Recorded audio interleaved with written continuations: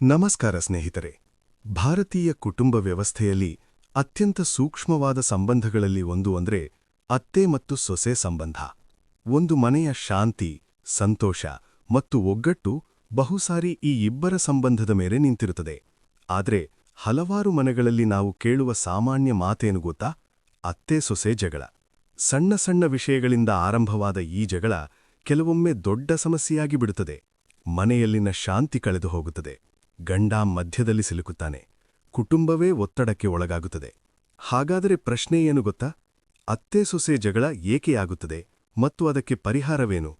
ಇದನ್ನು ಒಂದು ಸರಳ ಜೀವನ ಪಾಠವಾಗಿ ನೋಡೋಣ. ಪರಸ್ಪರ ಅರ್ಥಮಾಡಿಕೊಳ್ಳುವ ಕೊರತೆ ಹೆಚ್ಚಾಗಿ ಈ ಸಮಸ್ಯೆಗೆ ಕಾರಣವಾಗುತ್ತದೆ.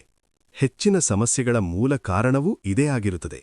ಅತ್ತೆ ಯೋಚಿಸುವುದು, ನಾನು ಈ ಮನೆಯನ್ನೆಲ್ಲಾ ವರ್ಷಗಳಿಂದ ನೋಡಿಕೊಂಡಿದ್ದೇನೆ, ಈಗ ಸೊಸೆ ಬಂದ ಮೇಲೆ ಎಲ್ಲವೂ ಬದಲಾಗುತ್ತಿದೆ ಎಂದು ಅವಳು ಭಾವಿಸಬಹುದು.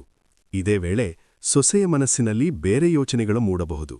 ಸೊಸೆ ಯೋಚಿಸುವುದು, ನಾನು ಈ ಮನೆಯ ಸದಸ್ಯಳೇ, ಆದರೆ ನನ್ನ ಮಾತಿಗೆ ಬೆಲೆಯಿಲ್ಲ. ಈ ಎರಡು ಯೋಚನೆಗಳ ನಡುವೆ ಅಂತರ ಹೆಚ್ಚಾದಾಗ ಜಗಳ ಶುರುವಾಗುತ್ತದೆ.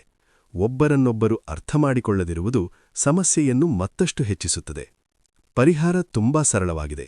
ಒಬ್ಬರ ಸ್ಥಾನದಲ್ಲಿ ಮತ್ತೊಬ್ಬರು ನಿಂತು ಯೋಚಿಸುವ ಅಭ್ಯಾಸ ಮಾಡಬೇಕು. ಅತ್ತೆ ಸೊಸೆಯನ್ನು ಮಗಳಂತೆ ನೋಡಬೇಕು.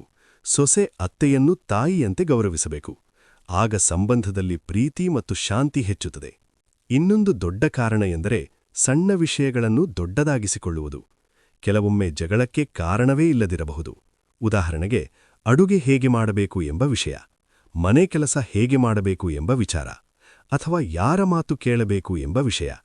ಈ ಸಣ್ಣ ವಿಷಯಗಳನ್ನು ದೊಡ್ಡದಾಗಿಸಿದರೆ ಮನೆ ಯುದ್ಧಭೂಮಿಯಂತಾಗುತ್ತದೆ. ಪರಿಹಾರ ಎಂದರೆ ಪ್ರತಿ ವಿಷಯಕ್ಕೂ ಪ್ರತಿಕ್ರಿಯಿಸಬೇಕೆಂಬುದಿಲ್ಲ. ಕೆಲವು ವಿಷಯಗಳನ್ನು ಬಿಡುವುದೂ ಕೂಡ ದೊಡ್ಡ ಜ್ಞಾನ.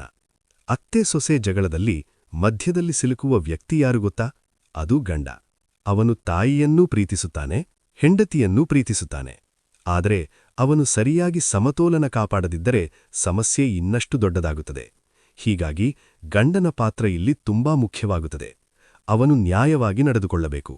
ಒಬ್ಬರ ಬಗ್ಗೆ ಮತ್ತೊಬ್ಬರಿಗೆ ತಪ್ಪಾಗಿ ಹೇಳಬಾರದು. ಸಮಾಧಾನದಿಂದ ಸಮಸ್ಯೆಯನ್ನು ಪರಿಹರಿಸಬೇಕು. ಯಾವ ಸಂಬಂಧವಾಗಲಿ ಗೌರವ ಇಲ್ಲದಿದ್ದರೆ ಅದು ಉಳಿಯುವುದಿಲ್ಲ. ಗೌರವದ ಕೊರತೆ ಇದ್ದರೆ ಸಂಬಂಧದಲ್ಲಿ ದೂರ ಬರುತ್ತದೆ. ಕೆಲವೊಮ್ಮೆ ಮಾತಿನಲ್ಲೇ ನೋವುಂಟಾಗುತ್ತದೆ. ಒಂದು ಕಠಿಣ ಮಾತು ಹಲವು ದಿನಗಳ ಜಗಳಕ್ಕೆ ಕಾರಣವಾಗಬಹುದು. ಹೀಗಾಗಿ ಮಾತಿನಲ್ಲಿ ಮೃದುವಾಗಿರಬೇಕು. ಒಬ್ಬರನ್ನೊಬ್ಬರು ಗೌರವದಿಂದ ಮಾತನಾಡಬೇಕು. ಗೌರವದಿಂದ ಮಾತನಾಡಿದರೆ ದೊಡ್ಡ ಸಮಸ್ಯೆಯೂ ಸುಲಭವಾಗಿ ಪರಿಹಾರವಾಗುತ್ತದೆ. ಪ್ರೀತಿ ಮತ್ತು ಸಹನೆ ಇದ್ದರೆ ಸಂಬಂಧ ಬಲವಾಗುತ್ತದೆ. ಹೆಚ್ಚಿನ ಕುಟುಂಬ ಸಮಸ್ಯೆಗಳ ಹಿಂದೆ ಇರುವ ದೊಡ್ಡ ಕಾರಣವೇ ಅಹಂಕಾರ. ನಾನೇ ಸರಿ ಎಂಬ ಮನೋಭಾವನೆ ಇದ್ದರೆ ಯಾರೂ ಯಾರನ್ನೂ ಕೇಳುವುದಿಲ್ಲ. ಇದು ಸಂಬಂಧವನ್ನು ನಿಧಾನವಾಗಿ ದುರ್ಬಲಗೊಳಿಸುತ್ತದೆ. ಕುಟುಂಬದಲ್ಲಿ ಶಾಂತಿ ಕಾಪಾಡಲು ಅಹಂಕಾರವನ್ನು ಕಡಿಮೆ ಮಾಡಬೇಕು. ಒಬ್ಬರ ಮಾತನ್ನು ಮತ್ತೊಬ್ಬರು ಕೇಳಬೇಕು. ಅರ್ಥಮಾಡಿಕೊಳ್ಳುವ ಮನಸ್ಸು ಇರಬೇಕು. ಕುಟುಂಬದಲ್ಲಿ ಗೆಲ್ಲಬೇಕೆಂದರೆ ಕೆಲವೊಮ್ಮೆ ಸೋಲುವುದನ್ನು ಕಲಿಯಬೇಕು. ಇದೇ ನಿಜವಾದ ಜ್ಞಾನ. ಸ್ನೇಹಿತರೆ, ಅತ್ತೆ-ಸೊಸೆ ಸಂಬಂಧವು ಜಗಳದ ಸಂಬಂಧವಲ್ಲ.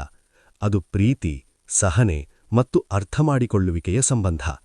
ಅತ್ತೆ-ಸೊಸೆಯನ್ನು ಮಗಳಂತೆ ನೋಡಿದರೆ ಮನೆ ಸಂತೋಷದಿಂದ ತುಂಬಿಬಿಡುತ್ತದೆ.